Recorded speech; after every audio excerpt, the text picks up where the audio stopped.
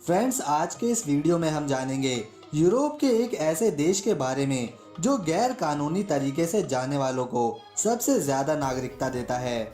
जानेंगे एक ऐसे देश के बारे में जो यूरोप के सबसे अमीर देशों में शुमार है। एक ऐसा देश जो कैथोलिक धर्म के बहुत ज्यादा करीब है। यानी आज के इस वीडियो में हम जानेंगे वेस्टर्न यूरोप के एक देश इटली के बारे में। तो चलिए दोस्तों, बढ़ते हैं अपनी वीडियो की तरफ। लेकिन आगे बढ़ने से पहले आप सभी से एक छोटी सी रिक्वेस्ट है कि इस वीडियो को एक लाइक करके चैनल को सब्सक्राइब कर लें, ताकि आने वाली नई वीडियो की सारी नोटिफिकेशन आपको तुरंत मिल सके। दोस्तों, इटली का border France, Switzerland, Australia, Slovenia और अल्पस माउंटेन से जुड़ा हुआ है। रोम शहर इटली की राजधानी है, जिसे सबसे पहले रोमन शताब्दी में बसाया गया था। रोम सिटी के बीचों बीच दुनिया का सबसे छोटा देश भी आबाद है, जो 0.44 स्क्वायर किलोमीटर पर बसा हुआ है। इस छोटे से देश को कैथोलिक धर्म के मानने वालों के लिए बहुत अहम समझा जाता है, क्योंकि इस देश में पॉप रहता है। इस देश का नाम है वेटिकन सिटी। सिर्फ इतना ही नहीं, इटली के बीच एक और देश भी बसा हुआ है, जो पिछली 70 सेंचुरी से एक इंडिपेंडेंट कंट्री है। इस देश का एरिया 61 स्क्वायर किलोमीटर पर है और इस देश को दुनिया के आजाद देशों में 5वां सबसे छोटा इंडिपेंडेंट देश माना जाता है। इस देश का नाम है सैन मरीनो, जबकि इटली का कुल क्षेत्रफल 3,02,000 स्क्वायर किलोमीटर पर है और इटली को दुनिया का 71वां सबसे बड़ा देश माना जाता है। इटली में ही पहली बार पियानो बनाई गई थी।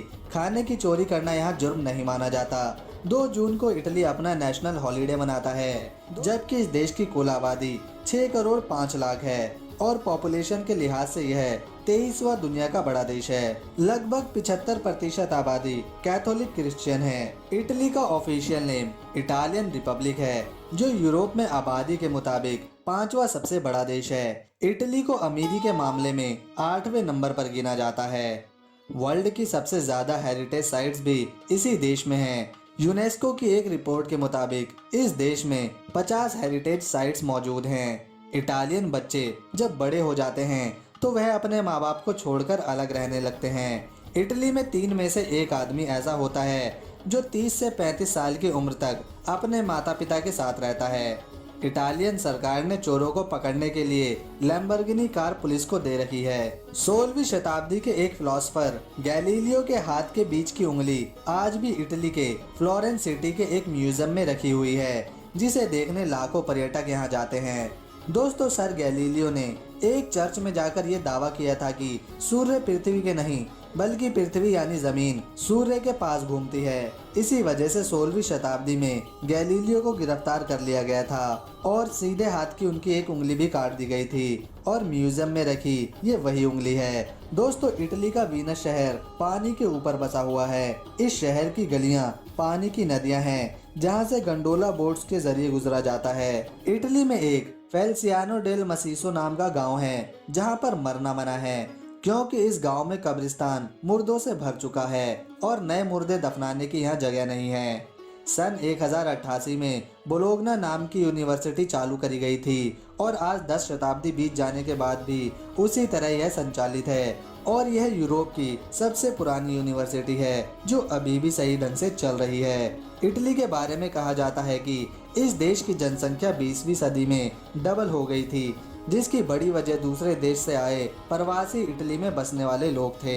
इटली में 17 नंबर को अशुभ माना जाता है, इसीलिए कई बार तो बिल्डिंग्स में 17वां फ्लोर होता ही नहीं, 16 के बाद सीधा 18। इटली दुनिया का वो देश है जहां वर्कर्स को सबसे कम काम करना पड़ता है। यहाँ पर एक आदमी औसतन एक हफ्ते में सिर्फ 24 से 28 घंटे काम करता है। दोस्तों, 2004 में इटली के रोम शहर में 30 लाख लोगों ने मिलकर एक रैली निकाली थी। इस रैली का मकसद इराक की लड़ाई को खत्म करना था।